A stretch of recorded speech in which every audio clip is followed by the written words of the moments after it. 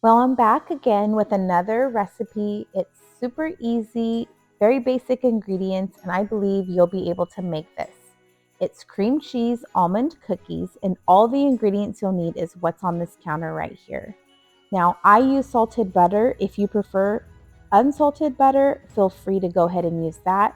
You're going to need cream cheese, powdered sugar, an egg, baking powder, vanilla extract, almond extract, salt, all-purpose flour, and granulated sugar.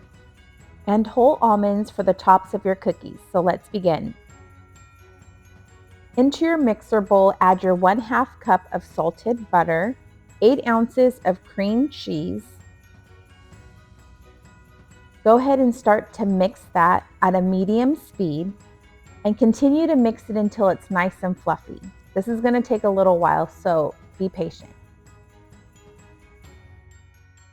And to that, you're going to add 1.5 cups of powdered sugar.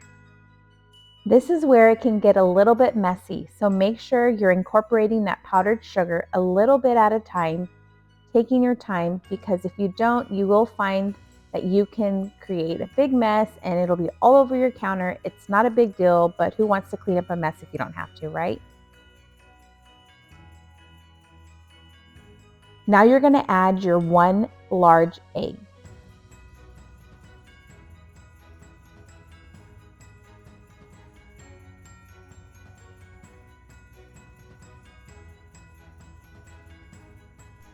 Continue to mix until everything is well blended. This is going to take a little bit to get nice and fluffy. You want to make sure everything is incorporated.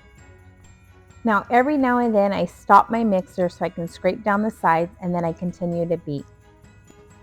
Now let's add 1.5 teaspoons of almond extract and 1 teaspoon of vanilla extract. Continue to mix that well. Whenever I'm baking or I'm cooking, I like to clean up in between, so that way at the end I don't have much to clean. Now off to the side, you're going to have a separate bowl where you're going to begin to sift your flour. You're going to do 1 3/4 cups of flour. To the flour, add 1/2 teaspoon of baking powder.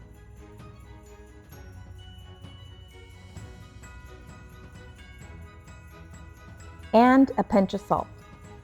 Whenever I bake, I always add salt.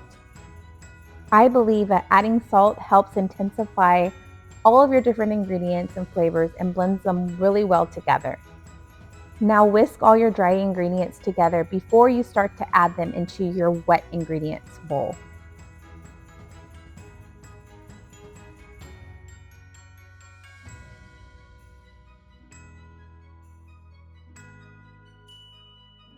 I'm going to attempt to slowly add this flour into my mixing bowl and mixing at a low speed. Here I go cleaning up again, but that's just something that I do that, again, like I said, that helps me so I don't have a lot of mess. As you can see, I put the speed up a little bit too high, which is creating this dust. Don't worry about that. I'm going to go ahead and lower the speed down. I just made a little bit of a mess for myself, but nothing that we can't clean up. So continue to mix this till everything is blended by scraping the bowls every now and then, so that way you get all of the ingredients inside of your bowl. Scrape your beater if you have to. Again, I'm wiping it down, cleaning up my counter and my stove so I don't have a lot of mess at the end. Now that everything is well blended, we're going to go ahead and take a tablespoon and we're going to begin to roll our cookies. I need a bowl full of 1/4 cup of granulated sugar. So let's begin rolling those cookies, putting them into the sugar mixture and onto a lined parchment cookie sheet. Now I'm going to speed up the process because this is going to take a little bit of time.